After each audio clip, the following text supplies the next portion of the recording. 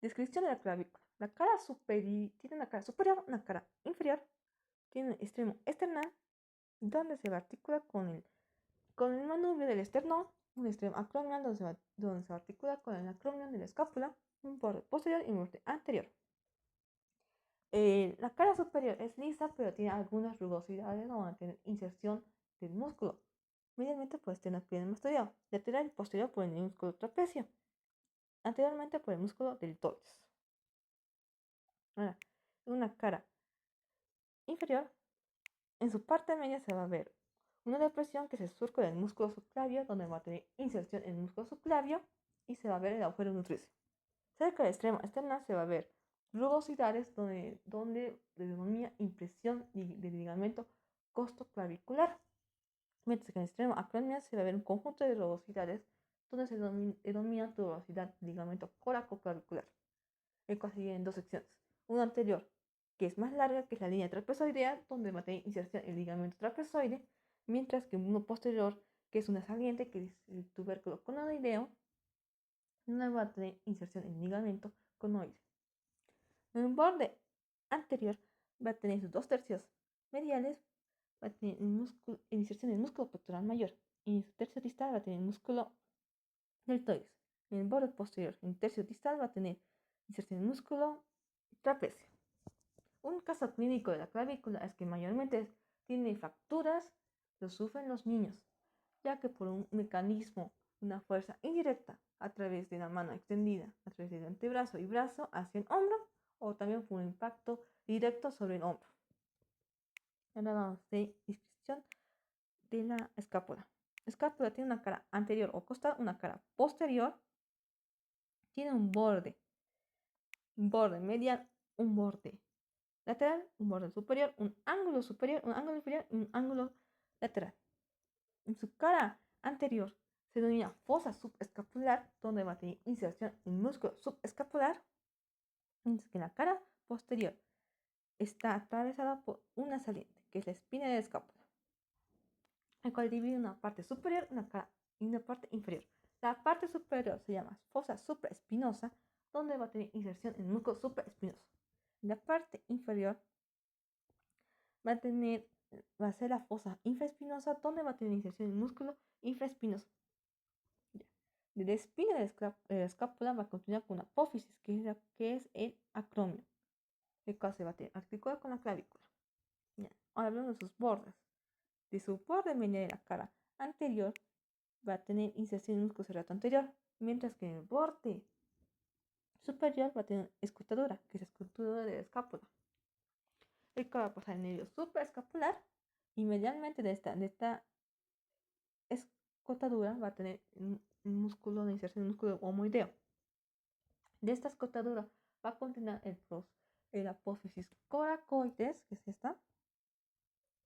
Ahora la cara posterior, en el borde lateral superiormente va a tener inserción en el músculo redondo menor y inferiormente el redondo mayor. Ahora el borde medial superiormente va a tener inserción en músculos romboides menor, inferiormente romboides mayor. Ahora el ángulo superior va a tener inserción en el músculo elevador de la escápula, mientras que el ángulo inferior va a tener inserción para el músculo dorsal ancho.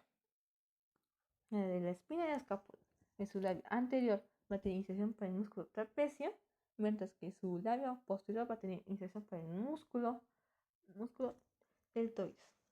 En su ángulo posterior, en su ángulo lateral, perdón, va a ver la cavidad glenoidea, que está acá. Cavidad glenoidea por donde se articula con la cabeza del húmero. Esta cavidad glenoidea se une con el cuerpo de la escápula por un cuello, que es el cuello de la escápula, que es esta. Ahora, abajo de la cavidad glenoidea se va a ver un tubérculo, que es el tubérculo infraglenoideo, donde se va a tener inserción el músculo de la cabeza larga del tríceps braquial.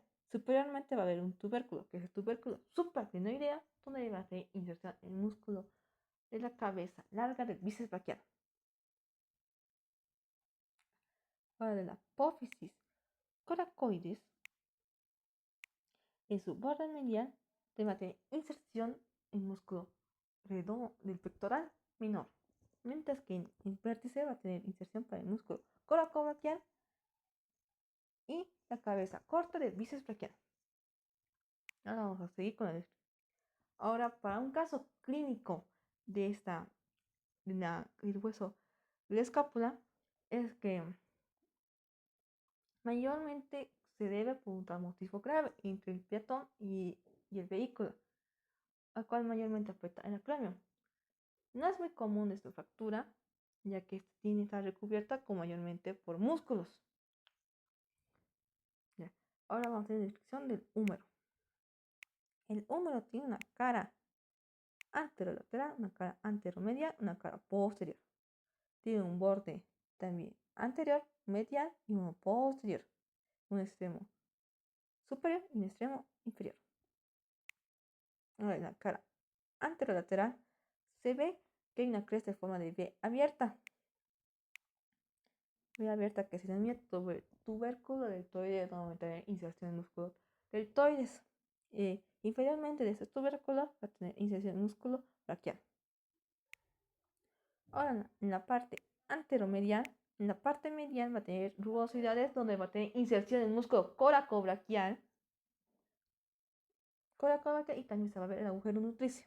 Inferiormente va a tener algunas inserciones del músculo braquial. En la cara posterior va a tener un surco que es el surco del nervio radial, donde va a pasar el nervio radial y los vasos braquiales profundos.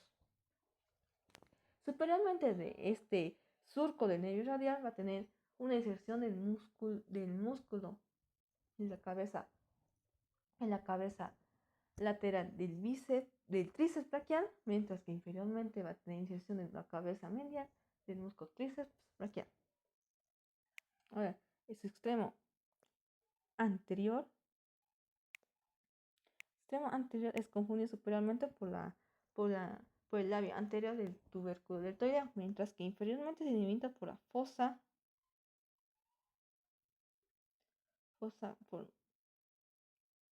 conoidea.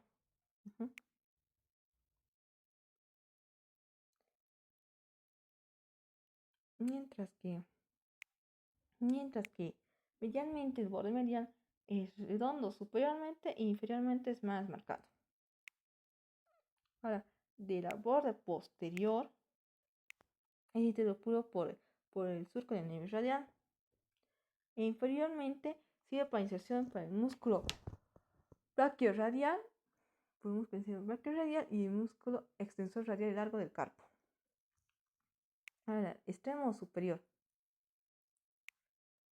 Se ve la cabeza del húmero que está separado por un surco circular que es el cuello anatómico, que separa con los tubérculos. Tiene un tubérculo menor, un tubérculo mayor. El tubérculo menor sirve para inserción del músculo subescapular, mientras que el tubérculo mayor tiene unas tres carillas, una carilla superior, medial y otra posterior. La carilla superior sirve para el músculo supraespinoso y el medial sirve para el infraespinoso, mientras que el posterior sirve como redondo menor. Entre estos dos tubérculos hay un surco que es el surco intertubercular, donde va a tener inserción en músculo dorsal ancho. Se limita por sus crestas. El cresta del tubérculo menor sirve para la inserción del músculo redondo mayor, mientras que el cresta del tubérculo mayor sirve para inserción para el músculo pectoral mayor. Ya. Ahora del extremidad inferior. Tiene una trópia que tiene forma de polea, tiene un capítulo, entre estos tiene el surco capiliotropial, superior de la trópia tiene la fosa conoidea donde se va a articular con el cúbito, y superior del capítulo tiene la fosa radial. Entre esos dos, entre estos lateralmente tienes el epicóndilo medial y el epicóndilo lateral. Atrás se puede ver la fosa olecraneal. Un caso clínico de este es el de fractura el cuello anatómico que separa que es una separación de la epífisis superior y del diáfisis.